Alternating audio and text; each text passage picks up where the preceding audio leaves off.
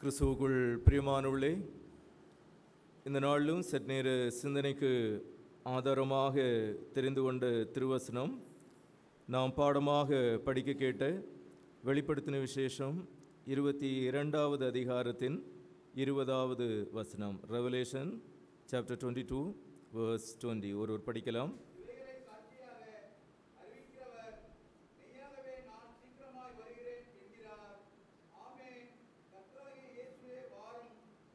தலை வணங்கி ஜெபிப்போம். மாட்சிமிக்க நல்ல ஆண்டவரே, இம்மாதத்தின் முதல் நாளினிலும்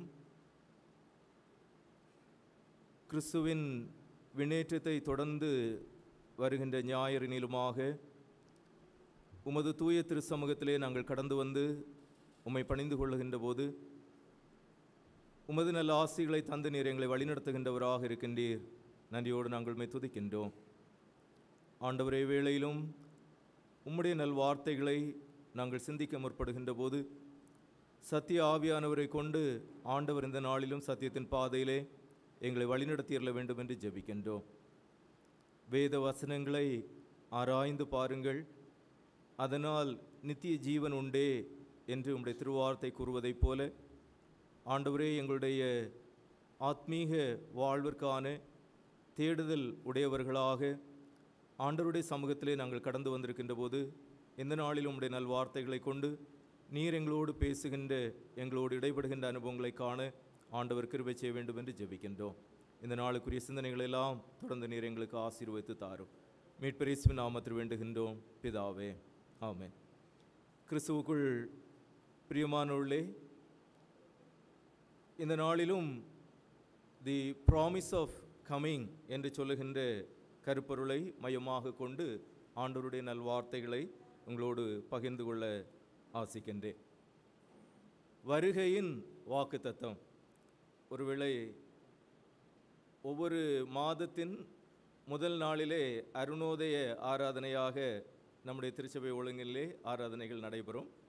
ஆனால் இந்த நாள் என்று சொல்லுவது முதலாம் நாள் ஞாயிற்றுக்கிழமையிலே வருகின்றதினால் நம்முடைய ஞாயிறு ஆராதனையிலேயே அது இடம்பெறுகின்றதாக இருக்கின்றது. அதோடு ஆண்டவர் இயேசு உயிர்த்தெழுந்த பின்பு இந்த உலகினிலே பல நிலைமையிலே தன்னை வெளிப்படுத்துகிறவராக திகழ்ந்து பரலோகத்திற்கு ஏறி சென்ற நிகழ்வினை தொடர்ந்து வருகின்ற ஒரு ஞாயிறு இந்த ஞாயிறு. ஆக இந்த ஞாயிறு விண்ணேற்றத்திற்கு அடுத்த காரியங்களை நாம் சிந்திக்க வேண்டும் என்று சொல்லுகின்ற போது ஆண்டவர் இயேசுவின் இந்த விண்ணேற்ற நிகழ்வானது அதற்கு அடுத்த ஸ்டேஜில் என்ன இருக்கின்றது என்பதை நம்முடைய வாழ்விற்கு கற்பிக்கின்றதாக இருக்கிறது. கடந்த 2 வாரங்களாக வெளிப்படுத்தின விசேஷத்தில் 21வது அதிகாரத்திலிருந்தும் 22வது அதிகாரத்திலிருந்தும் இறை வார்த்தைகளை நாம் சிந்தித்து வருகின்றோம். இதோ நான் சகலத்தையும் புதிதாக்குகிறேன், மேக்கிங் ஆல் திங்ஸ் நியூ. வானத்தையும் பூமியையும் ஆண்டவர் புதிதாக்குகின்றவராக இருக்கின்றார்.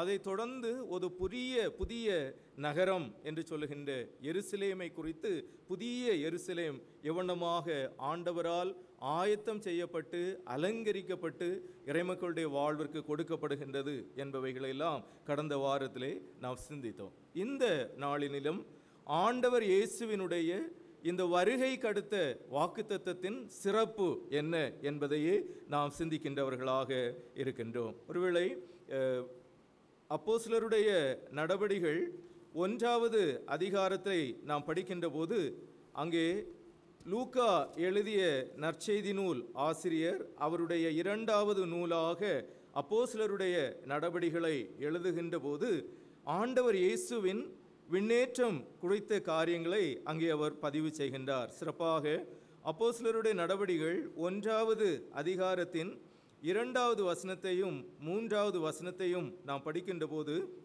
அவர் எடுத்துக்கொள்ளப்பட்ட நாள் வரைக்கும் செய்யவும் உபதேசிக்கவும் தொடங்கின எல்லாவற்றையும் குறித்து முதலாம் பிரபந்தத்தை உண்டு பண்ணினேன். அவர் பாடுபட்ட பின்பு 40 நாள் அளவும் அப்போஸ்தலருக்கு தரிசனமாகி தேவனுடைய ராஜ்யத்துக்குரியவைகளை அவர்களுடனே பேசி அநேகம் தெளிவான திருஷ்டாங்கத்தினாலே அவர்களுக்கு தம்மை உயிரோடு இருக்கிறவராக காண்பித்தார். ஆண்டவர் உயிர்த்தெழுந்த பின்பு 40 நாளளவு தன்னை பல்வேறு நிலைமையிலே வெளிப்படுத்தினவராக திகழ்ந்தார். அதன் தொடர்ச்சியாக ஆண்டவர் பிதாவின் வாக்குத்தத்தமாகிய பரிசுத்த ஆவியானவரை குறித்து வாக்கருளுகின்றவராக இருக்கின்றார்.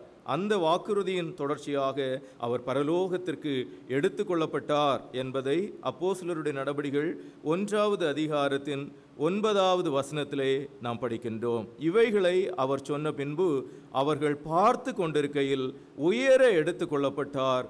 அவர்கள் கண்களுக்கு மறைவாக ஒரு மேகம் அவரை எடுத்துக்கொண்டது. 10வது வசனத்திலையும் 11வது வசனத்தை நாம் படிக்கின்ற போது அவர் போகிற போது அவர்கள் வானத்தை அண்ணாந்து பார்த்து கொண்டிருக்கையில் இதோ வெண்மையான வஸ்திரம் தரித்தவர்கள் 2 பேர் அவர்கள் அருகே நின்று, கலிலேயராகிய மனுஷரே, நீங்கள் ஏன் வானத்தை அண்ணாந்து பார்த்து நிற்கிறீர்கள்?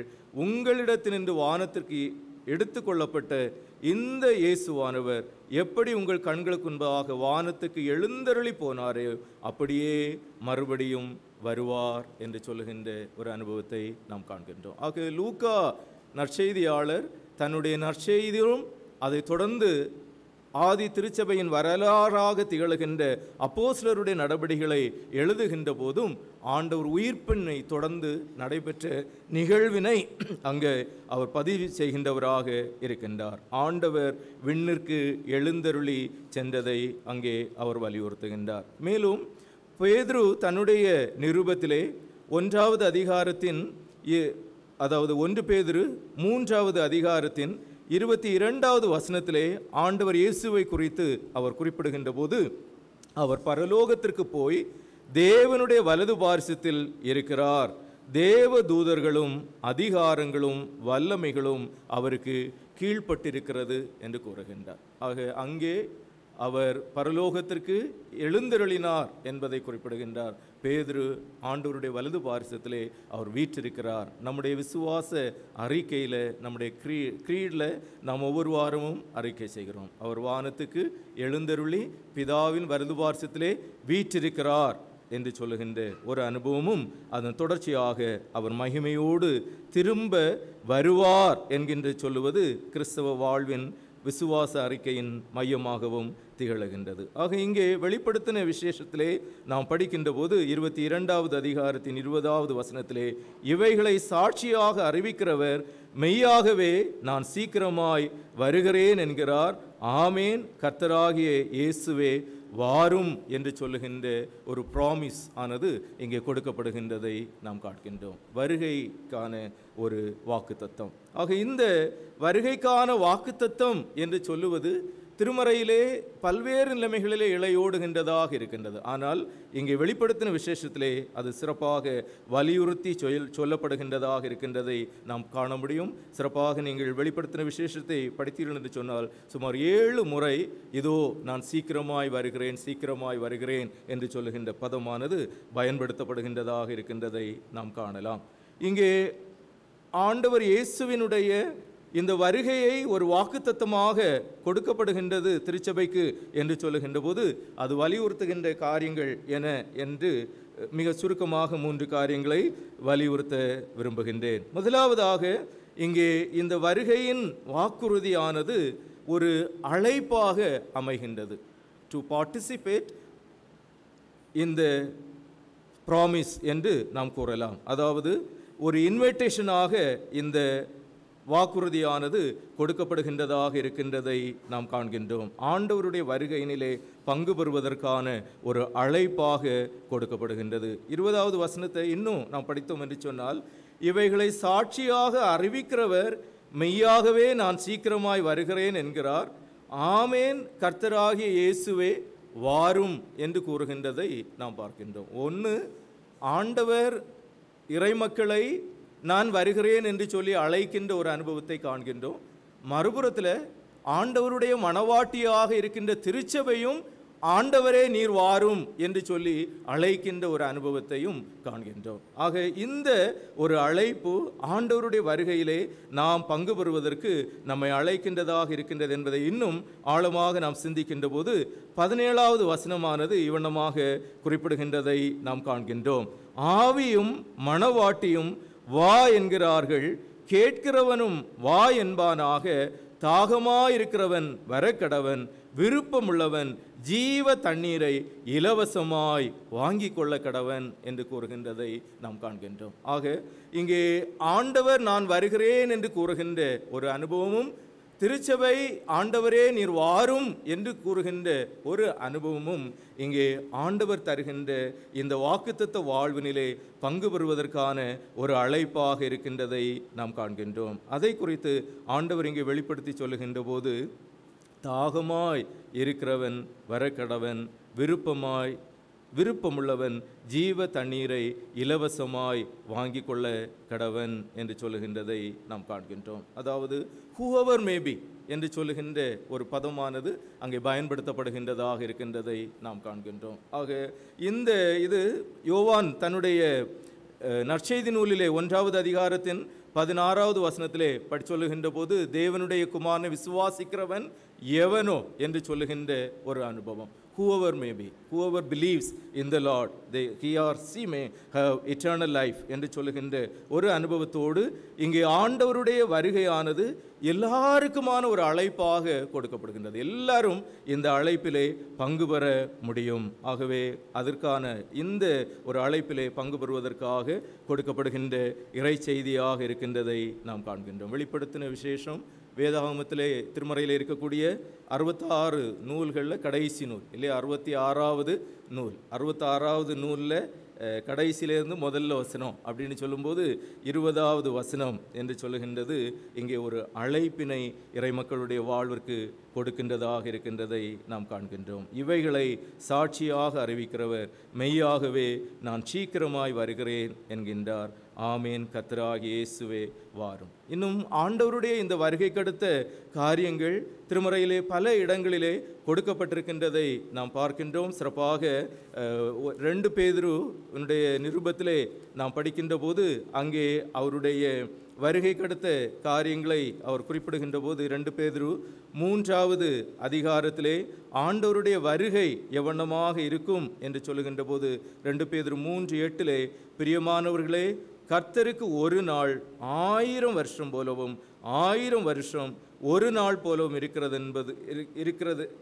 இருக்கிறதென்கிற இந்த ஒரு காரியத்தை நீங்கள் அறியாதிருக்க வேண்டாம். 9வது வசனத்திலே, தாமதிக்கிறார் என்று சிலர் எண்ணுகிறபடி கர்த்தர் தமது வாக்குத்தத்தத்தை குறித்து தாமதமாயிராமல் ஒருவரும் கெட்டு போகாமல் எல்லாரும் மனம் திரும்ப வேண்டும் என்று விரும்பி நம்மேல் நீடிய பொறுமை உடையவராய் இருக்கிறார். The day of the Lord is coming அப்படின்னு சொல்லுகின்ற செய்தியானது பூர்வ காலம் முதல் எல்லா மக்களுக்கும் கொடுக்கப்பட்டு கொண்டே வந்து கொண்டிருக்கின்றது. அவர் இன்னும் வருகிறார் என்கின்ற வாக்குத்தத்தத்தை உடையவர்களாக நாம் எவ்வளவு காலம் ஜீவிக்க வேண்டும் இந்த எதிர்நோக்கோடு என்கின்ற கேள்வி எழுகின்ற சூழலிலே இங்கே பேதுரு தன்னுடைய நல்வார்த்தைகளை கொண்டு விளக்குகின்ற ஒரு அனுபவத்தை நாம் காண்கின்றோம். ஒருவேளை இன்னும் நாம் படித்தோம் என்று சொன்னால் யூதா தன்னுடைய நிருபத்திலே சொல்லுகின்ற போது இந்த ஆண்டவருடைய வருகை குறித்த காரியங்களை சொல்லுகின்ற போது யூதாவின் நிருபம் 14வது வசனமும் 15வது வசனமும் அதில் சிறப்பான ஒரு அழுத்தம் கொடுக்கப்படுகின்றதை நாம் காண முடியும். ஆதாமுக்கு 7ஆம் தலைமுறையான ஏனோக்கும் இவர்களை குறித்து இதோ எல்லாரும் நியாயத்தீர்ப்பு கொடுக்கிறதற்கும் எல்லாருக்கும் நியாயத்தீர்ப்பு கொடுக்கிறதற்கும் அவர்களில் அவபக்தி உள்ளவர் யாவரும் அவபக்தியாய் செய்து வந்த சகல அவபக்தியான கிரியைகள் நிமித்தமும் தமக்கு விரோதமாய் அவபக்தி உள்ள பாவிகள் பேசின கடின வார்த்தைகள் எல்லாவற்று நிமித்தமும் அவர்களை கண்டிக்கிறதற்கும் ஆயிரமான பரிசுத்தவான்களோடும் கூட கர்த்தர் வருகிறார் என்று முன் அறிவித்திருக்கிறான் என்று சொல்லுகின்ற ஒரு வார்த்தையை அங்கே கூறுகின்றதை நாம் காண்கின்றோம். தி கம்மிங் ஆஃப் த லார்ட் என்று சொல்லுவது is foretold. by our forefathers என்று சொல்லுகின்ற ஒரு அனுபவத்திலே அங்கே ஏனோக்குடைய வாழ்வோடு ஒப்புமைப்படுத்தப்படுகின்றதையும் நாம் காண்கின்றோம். ஆக இங்கு பேதுருடைய நிருபத்திலே நாம் மீண்டும் வருவோம் என்று சொன்னால், அந்த வருகையானது கர்த்தருடைய நாள் 10வது வசனத்திலே சொல்லுகின்ற போது, கர்த்தருடைய நாள் திருடன் வருகிற வதமாய் இருக்கும் என்று சொல்லுகின்றதை நாம் காண்கின்றோம். அதோடு மத்தேயு எழுதிய நற்செய்தி நூல் 24வது அதிகாரத்திலே நாம் படித்தோம் என்று சொன்னால், அங்கே ஆண்டவர் இயேசுவினுடைய வருகையானது ஒரு மின்னல் எவண்ணமாக பிரகாசிக்குமோ அதுபோல அது இருக்கும் என்று சொல்லுகின்ற வார்த்தைகள் பயன்படுத்தப்படுகின்றன. 27வது வசனத்திலே, மத்தேயு 24:27 நாம் படிக்கின்ற போது, மின்னல் கிழக்கிலிருந்து தோன்றி மேற்கு வரைக்கும் பிரகாசிக்கிறது போல மனுஷகுமாரனுடைய வருகையும் இருக்கும் என்று குறிப்பிடுகின்றதை காண்கின்றோம். அதோடு மாத்திரமல்ல, மேலும் 42வது வசனத்திலே நாம் படிக்கின்ற போது, உங்கள் ஆண்டவர் இன்ன நாளிகையில் வருவார் என்று நீங்கள் அறியாதிருக்கிறபடியால் விழித்திருங்கள் என்று கூறப்படுகின்றதை காண்கின்றோம். 44வது வசனத்திலே, நீங்கள் நினையாத நாளிகையிலே மனுஷகுமாரன் வருவார், ஆகையால் நீங்களும் ஆயத்தமாயிருங்கள் என்று சொல்லுகின்ற வார்த்தைகள் எல்லாம் ஆண்டவர் இயேசு குறிப்பிடுகின்றதை நாம் காண்கின்றோம். invitation to participate in the coming of the Lord. ஆண்டவருடைய இந்த வருகையிலே பங்கு பெறுவதற்கு எல்லாருக்குமான ஒரு அழைப்பு கொடுக்கப்படுகின்றதாக இருக்கின்றது.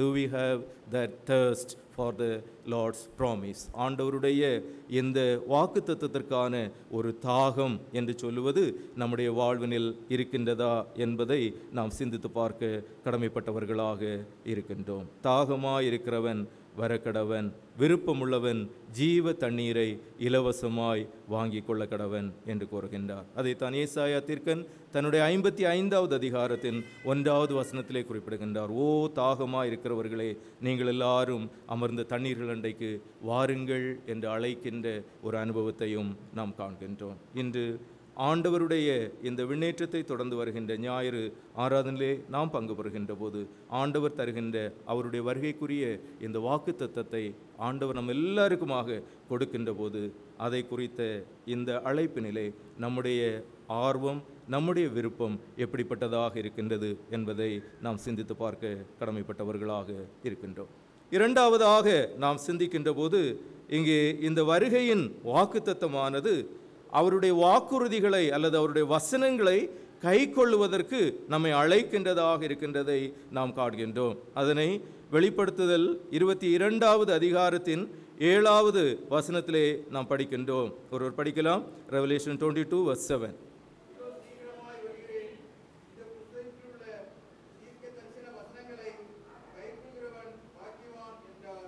இதோ சீக்கிரமாய் வருகிறேன், இந்த புஸ்தகத்தில் உள்ள தீர்க்க தரிசன வசனங்களை கை கொள்ளுகிறவன் பாக்கியவான் என்று கூறுகின்றார். ஒருவேளை இந்த வசனத்துக்கு முந்தின வசனத்தையும் நம்ம சேர்த்து படித்தோன்னு சொன்னால் இன்னும் ஆழமான ஒரு பொருள்படும். அதாவது 5வது அதிகார வசனத்தினுடைய பிந்தைய பகுதி, சீக்கிரமாய் சம்பவிக்க வேண்டியவைகளை தம்முடைய ஊழியக்காரருக்கு காண்பிக்கும் பொருட்டு பரிசுத்த தீர்க்கதரிசிகளின் கர்த்தராகிய தேவனானவர் தம்முடைய தூதனை அனுப்பினார், இதோ சீக்கிரமாய் வருகிறேன் அப்படின்னு சொன்னால், இந்த 22வது அதிகாரத்தினுடைய 6வது வசனத்தினுடைய முந்தைய பகுதிக்கு பின்பு வருகின்ற வசனங்கள் 1வது அதிகாரத்தில் ஆண்டவர் கூறின அந்த ஒரு இன்ட்ரோடக்ஷனுக்கு இணையானதாகின ஒரு எப்பிலாக்காக அமைகின்றதாக இருக்கின்றது. எப்படி இந்த வெளிப்படுத்தின விசேஷத்துக்கு ஒரு முன்னுரை கொடுக்கப்படுகின்றதோ, அதற்கு பின்பு வருகின்ற ஒரு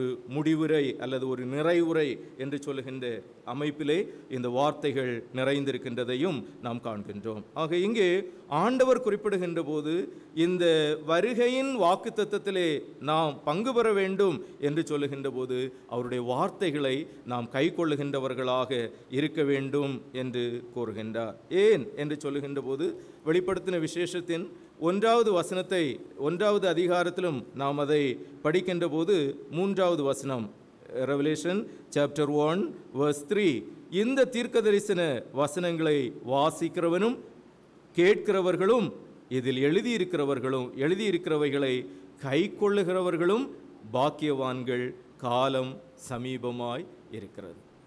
Blessed are those who read this verse and those who hear and those who observe. ஆக ஆண்டவர் நம்முடைய வாழ்வினிலே எதிர்பார்க்கின்ற காரியம் என்ன என்று சொல்லுகின்ற போது ஒரு பெரிய ஒரு வெளிப்பாட்டினை நம்முடைய வாழ்விற்கு ஆண்டவர் ஏற்படுத்தி தந்திருக்கின்றார். இந்த பத்மு தீவிலே தன்னுடைய பிரியமான சீடன் யோவானை கொண்டு சென்று ஒரு துன்பமான ஒரு சூழலிலே இந்த பெரிய ஒரு வெளிப்பாட்டினை, மறைந்திருக்கக்கூடிய காரியத்தை ஆண்டவர் வெளிப்படுத்தி காட்டி கொடுத்திருக்கின்றார். வருகை, அதாவது ஆண்டவருடைய விண்ணேற்றம் என்று சொல்லுவது கிறிஸ்தவ விசுவாசத்தினுடைய அடுத்த படிநிலையாக திகழக்கூடிய அவருடைய ரிட்டர்ன் என்பதை வலியுறுத்துகின்றதாக இருக்கின்றது. ஆக அது எத்தகையதாக இருக்கும் என்று சொல்லுபவைகளை இந்த வெளிப்படுத்தின விசேஷத்திலே அவர் வலியுறுத்துகின்ற போது அந்த வார்த்தைகளை நாம் கைக்கொள்ளுகின்றவர்களாக இருக்க வேண்டும் என்று சொல்லுவதை ஆண்டவர் வலியுறுத்துகின்றதை நாம் காண்கின்றோம். இன்று ஆண்டவருடைய வார்த்தைகளை நாம் கைக்கொள்ளுகின்ற விதம் எப்படிப்பட்டதாக இருக்கின்றது என்பதை நாம் சிந்தித்து பார்க்க கடமைப்பட்டவர்களாக இருக்கின்றோம். ஏன் என்று சொல்லுகின்ற போது இந்த வெளிப்படுத்தின விசேஷத்தை, இந்த நிகழ்வுகளை எல்லாம் யோவானுக்கு ஆண்டவர் வெளிப்படுத்தி கொடுக்கின்ற போது யோவான் அந்த தூதனையே தொழுது கொள்வதற்கு முற்படுகின்றவராக மாறுகின்ற அனுபவத்தை பிந்தைய வசனத்திலே நாம் காண்கின்றோம். 8வது வசனத்திலும் 9வது வசனத்தை நாம் படித்தோம் என்று சொன்னால், இந்த வெளிப்பாட்டை ஆண்டவர் ஒரு தூதனை கொண்டு வெளிப்படுத்தி கொடுக்கின்ற போது தன்னையும் அறியாமலே யோவான் என்ன செய்கின்றார்? அந்த தூதனை தொழுது கொள்வதற்கு முற்படுகின்றார். அப்போது 9வது வசனத்தில் நாம் 8வது வசனம் 8, 9 அவனமாக நாம் காண்கின்றோம். யோவானாகிய நானோ இவைகளை கண்டும் கேட்டும் இருந்தேன். நான் கேட்டு கண்டபோது இவைகளை எனக்கு காண்பித்த தூதனை வணங்கும்படி அவன் பாதத்தில் விழுந்தேன். அதற்கு அவன், நீ இப்படி செய்யாதபடிக்கு பார், உன்னோடும் உன் சகோதரனோடும் தீர்க்கதரிசிகளோடும் இந்த புத்தகத்தின் வசனங்களை கைக்கொள்ளுகிறவர்களோடும் கூட நானும் ஒரு ஊழியக்காரன், தேவனை தொழுதுகொள் என்றார். You worship God. ஆக இந்த வெளிப்பாட்டை கொடுக்கின்ற ஒரு கருவியாக, ஒரு இன்ஸ்ட்ருமெண்டாக ஆண்டவரால் பயன்படுத்தப்படுகின்ற தூதனை யோவான் தொழுது கொள்ளுகின்ற ஒரு அனுபவம் செல்லும்போது, இல்லை, ஆண்டவர் ஒருவரே நம்முடைய துதிக்கு, நம்முடைய ஆராதனைக்கு உகந்தவர் என்று சொல்லி அவரை வழிநடத்துகின்ற ஒரு அனுபவத்தை நாம் காண்கின்றோம். ஆக கர்த்தருடைய வார்த்தைகள் அவரை தொழுது கொள்வதற்கு நேராக நம்மை வழிநடத்துகின்றதாக இருக்கின்றது. ஆனால் இன்னைக்கு உலகத்தில் இருக்கக்கூடிய ட்ரெண்ட் என்னன்னு சொல்லும்போது, தங்களுக்குன்னு சொல்லி கொஞ்சம் ஃபாலோவர்ஸை உண்டாக்குகின்ற ஒரு அனுபவம் என்பது செக்குலர் வேர்ல்டில் இருக்குது. அதே ஒரு அனுபவம் தான் இன்றைக்கு என்ன செய்கின்றது, இந்த ஆவிக்குரிய உலகத்துக்குள்ளேயும் அநேக நேரங்களில் இருக்கின்றதை நாம் காணுகின்றோம். ஆக அப்படிப்பட்ட ஒன்று அல்ல, மாறாக ஆண்டவருடைய வார்த்தை என்பது நாம் ஆண்டவர் ஒருவரே ஆராதனைக்குரியவர், நம்முடைய தொழுது கொள்ளுதலுக்கு உரியவர் என்று சொல்லுகின்ற அனுபவத்தை நமக்கு கற்றுத்தருகின்றதாக இருக்கின்றதை காண்கின்றோம். இதே அனுபவத்தை 19வது அதிகாரத்தின் 10வது வசனத்திலும் யோவான் பெறுகின்றார் என்பதையும் நாம் காண முடியும். அதோடு மாத்திரமல்ல, மேலும் ஆண்டவருடைய இந்த வார்த்தைகளை நாம் கைக்கொள்ள வேண்டும் என்று சொல்லுகின்ற போது அதில் முக்கியமாக வலியுறுத்தப்படுகின்ற காரியம் என்ன என்று சொன்னால், 18வது வசனமும் 19வது வசனமும் இந்த சாட்சியின் வார்த்தைகளை, இந்த புஸ்தகத்தில் உள்ள தீர்க்கதரிசன வசனங்களை கேட்டு எச்சரிக்கை கொடுக்கக்கூடிய ஒரு அனுபவம் என்னவென்று சொன்னால், இதில் ஒன்றையும் கூட்டையும் கூடாது, இதில் ஒன்றை குறைக்கவும் கூடாது. You should not increase and you should not swallow some things. இல்லை, என்ன சொல்லக்கூடிய அளவில் அதை கூட்டி குறைக்கக்கூடிய, தனக்கேற்றபடி பயன்படுத்தி கொள்ளக்கூடிய ஒரு அனுபவமாக இறை வார்த்தையை கையாளுகின்ற ஒரு உலகத்தினில் நாம் வாழுகின்ற போது அவண்ணமாக அல்ல, மாறாக we need to do justice to the word of God என்று சொல்லுகின்ற அனுபவங்களை நாம் காண்கின்றோம். ஆக இன்றைக்கு இருக்கக்கூடிய ஒரு உலகினில் நம்முடைய இந்த வருகைக்கான வாக்குத்தத்தமானது இறை வார்த்தைகளை நாம் எவ்வண்ணமாக கைக்கொள்ளுகின்றோம் என்று சொல்லுகின்ற ஒரு எதிர்பார்ப்பை நம்மிடையே ஏற்படுத்துகின்றதாக இருக்கின்றது. உபாகமம் 4வது அதிகாரத்தின் 2வது வசனத்திலும் நாம் படித்தோம் என்று சொன்னால், அங்கே மோசே இறைமக்களாகிய இஸ்ரவேலருக்கு கொடுக்கக்கூடிய ஒரு நினைவூட்டுதலும் இதே வார்த்தைகளை மையமாக கொண்டதாகவே இருக்கின்றது. இந்த கற்பனைகளில் ஒன்றை கூட்டவும் வேண்டாம், ஒன்றை குறைக்கவும் வேண்டாம். நம்முடைய ரட்சிப்புக்கு, நம்முடைய வாழ்விற்கு தேவையான இறை வார்த்தைகளை ஆண்டவர் நம்முடைய கரங்களிலே தந்திருக்கின்றார். அவைகளை நாம் கைக்கொள்ள அழைக்கப்படுகின்றவர்களாக இருக்கின்றோம். திருவார்த்தைகளை கேட்கிறவர்களாக மாத்திரமல்ல, அதன்படி செய்கிறவர்களாகவும் நாம் செயல்பட ஆண்டவருடைய இந்த வருகையின் வாக்குத்தத்தமானது நம்மை எதிர்பார்க்கின்றதாக இருக்கின்றதை நாம் காண்கின்றோம். மூன்றாவதாக நாம் சிந்திக்கின்ற போது, இந்த வருகையின் வாக்குத்தத்தமானது நமது வாழ்விற்கான பலனை கொடுக்கின்றதாக இருக்கின்றது. ஆண்டவர் இயேசுவின் வருகை நமது வாழ்விற்கான பலனை கொடுக்கின்றது. He comes to give rewards என்று சொல்லுகின்றதை நாம் காண்கின்றோம். 12வது வசனத்தை நாம் படிக்கின்ற போது, ஏதோ சீக்கிரமாய் வருகிறேன், அவனவனுடைய கிரியைகளின்படி அவனவனுக்கு நான் அளிக்கும் பலன் என்னோட கூட வருகிறது.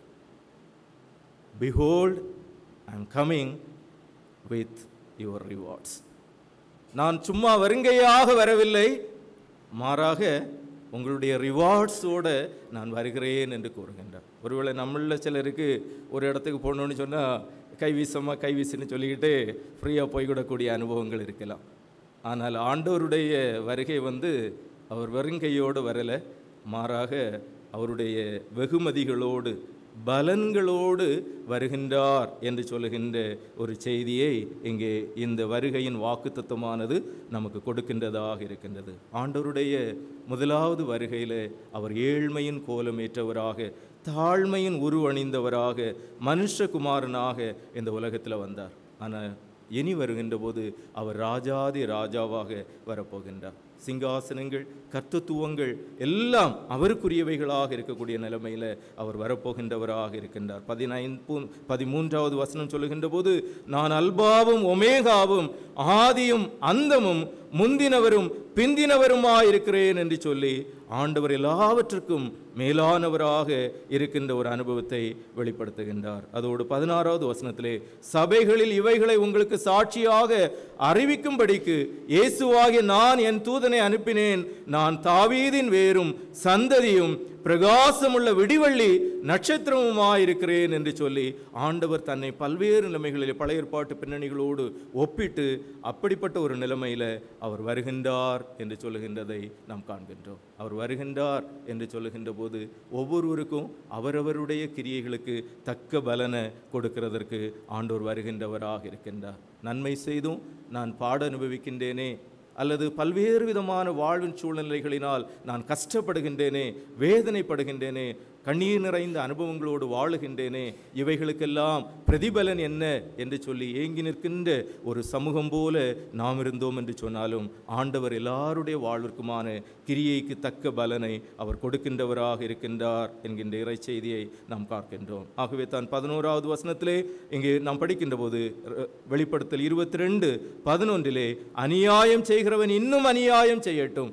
அசுத்தமாயிருக்கிறவன் இன்னும் அசுத்தமாக இருக்கட்டும், நீதி உள்ளவன் இன்னும் நீதி செய்யட்டும், பரிசுத்தமுள்ளவன் இன்னும் பரிசுத்தமாகட்டும் என்று கூறுகின்றார். அப்படின்னு சொன்னால் பாவத்திலே இருந்துக்கலாமா? இல்லை. ஆண்டவர் ரிவார்டோடு வரப்போகிறாரு. ஆனால் அந்த ரிவார்டை நம்ம இந்த உலகத்தில் வாழும்போது நம்மளால் என்ன செய்ய முடியும்? மாற்றி அமைக்க முடியும். நரகத்துக்குரிய ஆக்கினையை இந்த பூ உலகத்தில் மனம் திரும்புதல் என்று சொல்லுகின்ற ஒரு அனுபவத்தின் மூலமாக அவைகளை நல்ல ரிவார்ட்ஸாக நம்மால் மாற்ற முடியும். ஆகவே தான் இந்த புதிய வானம், புதிய பூமி, புதிய எருசலேம் என்பவைகளெல்லாம் யோவானுக்கு வெளிப்படுத்தி காட்டிவிட்டு அப்ளிகேஷன் பார்ட்டுக்குள்ளே யோவானை கொண்டு வருகின்றார். உலகத்தில் வாழ்ந்து கொண்டிருக்கின்ற போது நம்முடைய வாழ்க்கை எப்படிப்பட்டதாக அமைய வேண்டும்? There is a bright future for all of us என்று சொல்லுகின்ற நிலைமையில் ஆண்டவர் வெளிப்படுத்தி காட்டிவிட்டு இந்த உலகத்தில் வாழும்போது நம்முடைய வாழ்க்கை எப்படிப்பட்டதாக இருக்கின்றது என்பதை நாம் சிந்தித்து பார்க்க அழைக்கப்படுகின்றவர்களாக இருக்கின்றோம். அவனமாக நாம் ஆண்டவருடைய சமூகத்தில் நம் மனம் திரும்புகின்ற ஒரு அனுபவத்தோடு வாழுகின்ற போது நிச்சயமாக அதற்கான பிரதிபலனை ஆண்டவர் நம் ஒவ்வொருடைய வாழ்விற்கும் தருகின்றவராக இருக்கின்றார். ஏனென்று சொன்னால் 2 தீமோத்தேயு 4வது அதிகாரத்தின் 7வது வசனத்தையும் 8வது வசனத்தையும் நாம் படிக்கின்ற போது அங்கே பவுலப்போஸ்தலன் வலியுறுத்துகின்ற காரியமானது, நல்ல போராட்டத்தை போராடினேன், ஓட்டத்தை முடித்தேன், விசுவாசத்தை காத்து கொண்டேன், இது முதல் நீதியின் கிரீடம் எனக்காக வைக்கப்பட்டிருக்கிறது, நீதியுள்ள நியாயாதிபதியாகிய கர்த்தர் அந்நாளிலே அதை எனக்கு தந்தருளுவார், எனக்கு மாத்திரமல்ல அவர் பிரசன்னமாகுதலை விரும்பும் யாவருக்கும் அதை தந்தருளும். It is for all. எல்லாருக்கும் ரிவார்டு இருக்கு. ஆகவே பவுலப்போஸ்தலன் ஆண்டவருடைய பிரசன்னமாகுதலை எதிர்பார்த்து ஒரு நீதியின் கிரீடத்திற்காக அவர் வாழுகின்ற ஒரு அனுபவத்தை நாம் காண்கின்றோம். ஆகவே தான் இந்த உலகத்தில் நாம் வாழுகின்ற போது ஜெயம் நிறைந்தவர்களாக வாழ வேண்டும் என்பதை ஆண்டவர் நம்மிலே எதிர்பார்க்கின்றவராக இருக்கின்றார். வெளிப்படுத்தினல் விசேஷம் முழுவதையும் நீங்கள் படித்தீங்கன்னு சொன்னால் ஜெயங்கொள்ளுகிறவன் எவனோ என்று சொல்லுகின்ற பதம் பயன்படுத்தப்பட்டிருக்கும். 7 திருச்சபைகளுக்கும் சொல்லிய செய்திகளிலும் ஜெயங்கொள்ளுகிறவனுக்கான ஆசீர்வாதங்கள் பட்டியலிடப்பட்டிருக்கும். எனினும் 21வது அதிகாரத்தின் 7வது வசனத்தை நாம் படிக்கின்ற போது ரெவலேஷன் 21:7 ஜெயங்கொள்ளுகிறவன் எல்லாவற்றையும் சுதந்தரித்துக் கொள்ளுவான், நான் அவன் தேவனாயிருப்பேன், அவன் என் குமாரனாய் இருப்பான் என்று ஆண்டவர் கூறுகின்றார். Those who overcome will inherit everything. I will be his father and he will be my son என்று சொல்லுகின்ற நிலைமையினில் ஆண்டவர் ஒரு இன்ஹெரிட்டன்ஸை நமது வாழ்விற்கு ஈவாக தருகின்றவராக இருக்கின்றார் என்பதை நாம் காண்கின்றோம். அவரவருக்கு ஆண்டவர் கொடுக்கின்ற பலன் அவரோடு கூட வர இருக்கின்றது. ஆக இந்த வருகையின் வாக்குத்தத்தத்தை சொந்தமாக்கி கொண்டவர்களாக ஆண்டவரே திருச்சபை கூறுவதைப் போல ஆமேன், கர்த்தராகிய இயேசுவே வாரும் என்று அவருடைய வருகைக்கான இந்த அழைப்பிலே நாம் பங்கு பெற, அவருடைய வார்த்தைகளை கைக்கொள்ள, அவர் நமக்கு தருகின்ற நன்மை நிறைந்த பிரதிபலன்களுக்கு பங்குடையவர்களாக வாழ ஆண்டவர் நம்ம ஒருவருக்கும் உதவி செய்து நம்மை மென்மேலும் ஆசீர்வதித்து வழி நடத்துவாராக. ஆமென்.